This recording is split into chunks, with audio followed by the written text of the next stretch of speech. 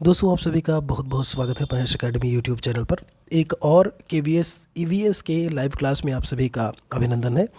यहाँ पर अगर आप सीटेट की तैयारी कर रहे हैं तो भी आप इस वीडियो को देख सकते हैं। इसके पहले जो हम बात कर रहे थे स्टेट्स और वहाँ पर व्यंजन या खाद्य पदार्थ कौन कौन से हैं उनके बारे में, तो यहाँ पर ये जितने भी आप यहाँ पर स्क्रीन पर इस समय अपने देख पा रहे हैं, बिहार की बात करें, गोवा की बात करें, हरियाणा, गुजरात, यहाँ के प्रमुख खाद्य पदार्थ आपके कौन कौन से हैं इनके बारे में ऑलरेडी चर्चा हम कर चुके हैं।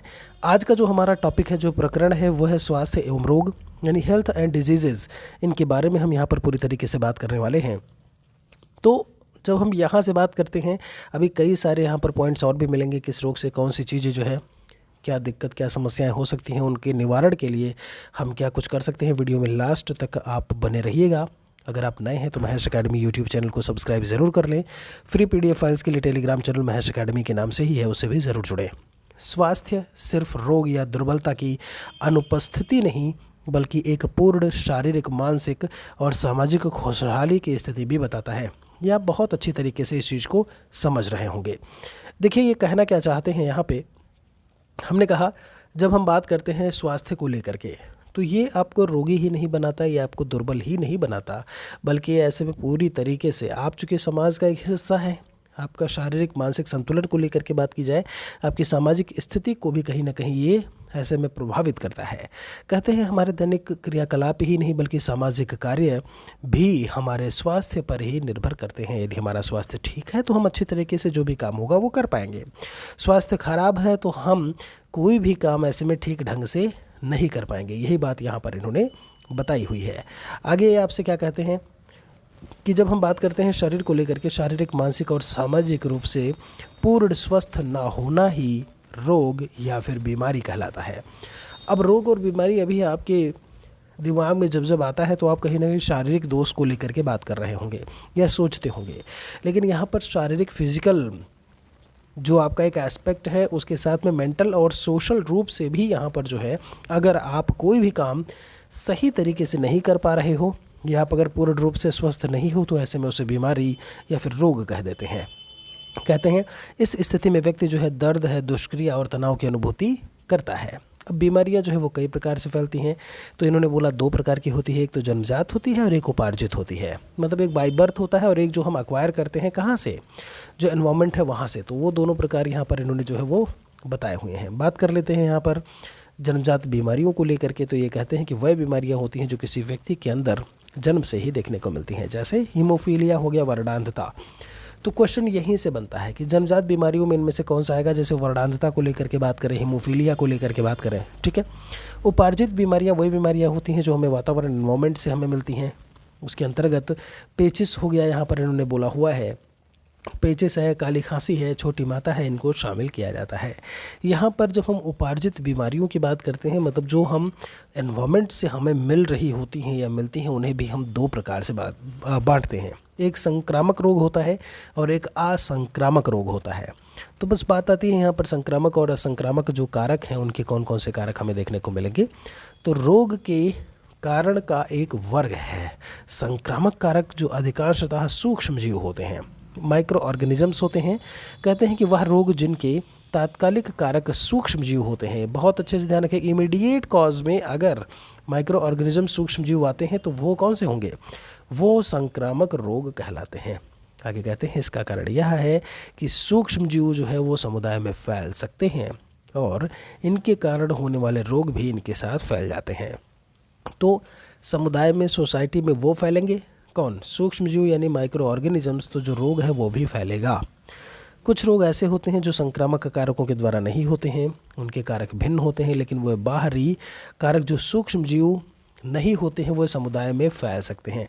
ये चीज़ भी इन्होंने बताई हुई है, इसको बहुत अच्छे से जानने की ज़रूरत है। उदाहरण में कुछ प्रकार के कैंसर जो हैं वो आनुवांशिक असामान्यता के कारण होते हैं। समझिएगा, मतलब सामान्यता वो होता है जो हमें सिमिलैरिटी कहीं ना कहीं देखने को ऐसे में मिले, असामान्यता जस्ट ऑपोजिट। कहते हैं उच्च रक्तचाप यानी कि हाई ब्लड प्रेशर का कारण अधिक वजन होना और व्यायाम ना करना है। विभिन्न प्रकार के संक्रामक रोगों के वर्णन जो है वो यहाँ पर करके बताए हुए हैं कि कौन कौन से संक्रामक रोग हैं। तो यहाँ पर जीवाणु जनित कौन से हैं, विषाणु जनित कौन से हैं और प्रोटोजोआ जनित रोग कौन से हैं। रोग का नाम जैसे यहाँ पर लिखा है, काली खांसी हो गया आपका, निमोनिया हो गया आपका, है ना। तो विषाणु जनित जीवाणु जनित रोग के नाम में, तो जीवाणु वाले में जो है काली खांसी है, निमोनिया हो गया, प्लेग यहाँ पर दिया हुआ है, ठीक है।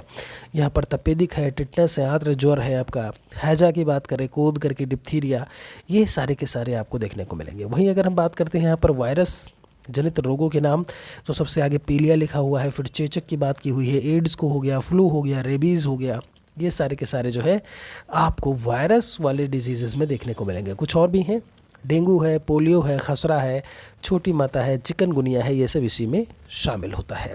वहीं आपसे कहते हैं प्रोटोजोआ जनित अगर हम बात करें तो इसमें जो है पेचिस है, मलेरिया है, पायरिया है, ये सारे के सारे आपको जो है वो प्रोटोजोआ जनित रोगों में हमें देखने को मिलेगा। देखिए इसमें लिखा हुआ है कि प्रमुख तथ्य में कहते हैं कि पेचिस मक्खियों के द्वारा फैलता है, पायरिया दांतों की बीमारी है, मादा एनोफिलीज मच्छर के काटने से मलेरिया होता है। यही सब सारे पॉइंट जो है वो आपको अच्छी तरीके से याद रखना है। पायरिया में दुर्गंध आती है, आपने देखा होगा मुंह से जब हम बात करते हैं तो कहते हैं पायरिया हो गया और सारी चीज़ें, ठीक है। उसके बाद यहाँ पर पेचिस, ये ध्यान रखने की ज़रूरत है कि मक्खियों के द्वारा फैल रहा होता है। प्रमुख तथ्यों में पीलिया के बारे में लिखा है कि पीलिया दूषित जल से फैलता है तथा पोलियो जो है वो दूषित जल और भोजन दोनों से फैलता है। देखिए बहुत अच्छे से ये याद रखने की ज़रूरत है। पीलिया, दूषित जल, और पोलियो की बात, दूषित जल और भोजन, दोनों ही चीज़ें आपको यहाँ पर ध्यान में रखनी है। उम्मीद है कि इतनी बातें आपको समझ में आई होंगी। प्रमुख तथ्य में हैज़ा के बारे में बोला है, तो जो हैज़ा होता है वो दूषित जल व खाने से फैलता है। तो ये बात हो गई कुछ प्रमुख तथ्य जो हम बीमारियों के बारे में बात कर रहे थे। यहाँ पर कुछ और बातें हैं।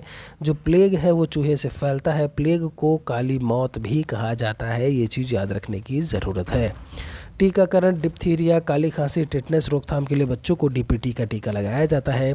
यहाँ पर बोला है कि टीबी की रोकथाम के लिए यहाँ पर BCG का टीका जो है वो लगाया जाता है।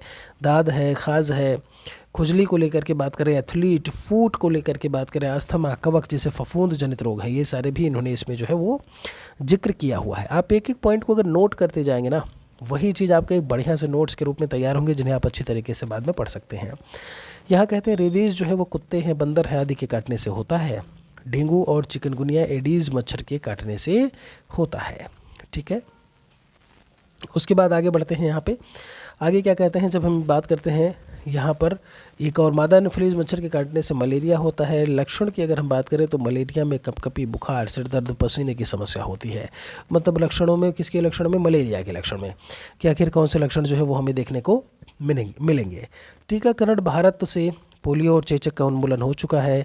भारत सरकार 0 से 5 वर्ष के बच्चों के लिए नियमित रूप से पल्स पोलियो कार्यक्रम जो है वो चलाती है। उपचार, यहीं पर दूसरी तरफ अगर हम मलेरिया के उपचार को लेकर के बात करें तो कुनैन और सिनकोना की छाल से जो है वो दवाइयाँ बनाई जाती हैं। ये चीज़ भी यहाँ से आपको ध्यान रखने की ज़रूरत है। उम्मीद है कि इतनी चीज़ें जो मैंने आपको बताई अलग अलग, उसमें वो आपको बहुत अच्छे से समझ में आया होगा। कुछ बातें और यहाँ पर ये बता रहे हैं कि मानवीय शरीर में कई ऐसे रोग होते हैं जो किसी पोषक तत्व या खनिज लवण के अभाव में होते हैं। इन रोगों से हमें तभी निजात मिलती है जब उनसे संबंधित पदार्थों का सेवन किया जाता है। तो अब इसमें जैसे एक आपने सुना होगा कि आयोडीन की कमी से घेंघा रोग हो जाता है, ग्वाइटर बोलते हो जिसे आप, ठीक है। यहाँ पर आयोडीन मुख्य रूप से समुद्री जीव जंतुओं से प्राप्त होता है। वर्तमान में नमक से हमारे शरीर में आयोडीन की पूर्ति होती है। आप देखते होंगे ना, कहते हैं नमक आयोडीन वाला नमक है, या आयोडीन युक्त नमक जो है ये है। अगर वो चीज़ आयोडीन नमक के द्वारा हमारे शरीर को बराबर से मिलता रहा तो ये जो घेंघा या ग्वाइटर रोग है वो हमें नहीं होगा। हीमोग्लोबिन की कमी से होता है, तो लौह की कमी से खून में, ध्यान रखिएगा, आपने देखा होगा कि आयरन की कमी से क्या होता है, खून में हीमोग्लोबिन की जो है वो कमी देखने को मिलती है, और इससे हम लोग जो है रक्त अल्पता बोलते हैं। क्या बोलते हैं? रक्त अल्पता करके लिख देते हो आप, यह रक्त अल्पता, ठीक है, जिसे हम लोग इंग्लिश में एनीमिया कह देते हैं। देखिए यहाँ पर मेंशन किया हुआ है, क्या कह देते हैं, उसे एनीमिया कहा जाता है। और इन्होंने कहा कि छुटकारा पाने के लिए इससे हरी पत्तेदार सब्जियां हैं, पालक है, आंवला है, सेब है, केला है, इन सभी का सेवन जो है वो लाभकारी होता है, ठीक है। कहते हैं अगर कैल्शियम की हम बात करते हैं तो कैल्शियम की कमी से हड्डी और दांत जो है वो कमज़ोर हो जाते हैं। कैल्शियम मुख्यतः दूध है, अंडा है, सेब है, हरी सब्जियों, हरी पत्तेदार सब्जियों से हमें जो है मिलता है या प्राप्त होता है। तो हड्डियां या फिर दांतों के कमज़ोर होने को लेकर के बात करें तो कैल्शियम जो है वो मुख्य रूप से जिम्मेदार है। और दूध, अंडे की बात करें, सेब है, हरी पत्तेदार सब्जियों से ये हमें प्राप्त होता है। फॉस्फोरस की कमी से हड्डियाँ और दांत जो है वो कमज़ोर होते हैं। तो कैल्शियम और फॉस्फोरस दोनों ही जिम्मेदार होते हैं इसके लिए, ठीक है। फिर इन्होंने बोला है दूध, केले की अगर हम बात करते हैं, हरी मिर्च की बात करते हैं, तो फॉस्फोरस जो है वो हमें इन सब स्रोतों से प्राप्त होता है। एक हम आपको पढ़ा रहे थे, कार्बोहाइड्रेट क्या करता है, ऐसे में ऊर्जा देता है। फैट कार्बोहाइड्रेट से ज़्यादा ऊर्जा देता है, आपने देखा। यहाँ पर प्रोटीन और विटामिन्स की जब बात आती है तो प्रोटीन की कमी के कारण जो हमारा फिजिकल डेवलपमेंट होता है वो बाधित होता है। तो ये कहते हैं यहाँ पर कि प्रोटीन के अभाव में बालकों में मैरस्मस और क्वाशरकोर नाम की बीमारी हो जाती है, ठीक है। आप देखेंगे हड्डियाँ टेढ़ी हो जाती हैं एकदम से, और ये मैरस्मस या क्वाशरकोर नाम का जो बीमारी है वो हमें प्रोटीन की कमी से मिलेगा। तो ये चीज़ याद रखने की ज़रूरत है, प्रोटीन के साथ में इन दोनों रोगों को अच्छी तरीके से याद रखिएगा। आगे आपसे क्या कहते हैं कि शारीरिक और मानसिक विकास के लिए विटामिन जो है एक अनिवार्य तत्व माना गया है। इसके अभाव में व्यक्ति जो है वो अनेक बीमारियों से ग्रसित हो जाता है। तो कार्बोहाइड्रेट और फैट की बात कर रहे थे, वसा की बात, तो उधर साइड में इसके प्रीवियस वीडियो में प्लेलिस्ट अलग से बनी हुई है, KVS EVS 2023 नाम की, वहाँ पर आप ज़रूर चेक करें उसे। यहाँ पर जब हम बात करते हैं प्रोटीन और विटामिन, तो उनके बारे में इन्होंने बताया हुआ है। कुछ रोग और कुछ उपचार के बारे में यहाँ पर बताया है, जो प्राचीन काल से ही अच्छी तरीके से आप देखे होंगे चली आ रही हैं। तो आखिर ये रोग और उपचार कौन कौन से हैं, इसमें इन्होंने इसको बताने की कोशिश की है, हमने आपको बताने की कोशिश की है। जैसे एक आम्र बुखार करके लिखा हुआ है, तो यहाँ पर आम बुखार करके है, तो ये मेथी की चाय अगर आप जो है इसका सेवन करते हैं तो ये दूर हो जाएगा। घाव में आपके सीटेट में आपने देखा होगा, सीटेट के क्वेश्चन में सीधा सीधा रहता है घाव हल्दी के लेप से जाता है, ठीक है। आप हींग के लौंग चूड़, ये सूजन वगैरह हो जाता है तो क्या करते हो, ये सारी चीज़ें आपके सीटेट के क्वेश्चन में आपने देखा होगा। सवाल यहीं से फॉर्मेशन क्वेश्चन का होता है। घाव के लिए हल्दी का लेप लगाते हैं, मोच आने पर हल्दी और चूने का लेप लगाते हैं। पेट दर्द होता है तो क्या करते हैं, पेट दर्द में हम क्या करते हैं कि भाई ये हींग, अजवाइन की बात हो गई, मोच में ये हो गया और ये सारी चीज़ें हो गई। आँखों में जलन होता है तो यहाँ पर इन्होंने क्या बताया है कि खीरा और चाय पत्ती की पट्टी अगर ये आप अपनी आँखों पर रखते हैं तो ऐसे में जो जलन है उससे आपको निजात मिलेगा, ठीक है। आँखों में सूजन है तो धनिए के बीज की बात बताई है। दांत दर्द होने लगता है तो हींग का चूर्ण और लौंग का तेल जो है वो आपके लिए बहुत फ़ायदेमंद होता है। आगे आपसे कहते हैं कि गला ख़राब है तो अदरक और गुड़ आप यहाँ पर खा सकते हैं, गला आपका सही रहेगा। बदहज़मी में जो है वो सौंफ का सेवन करना चाहिए।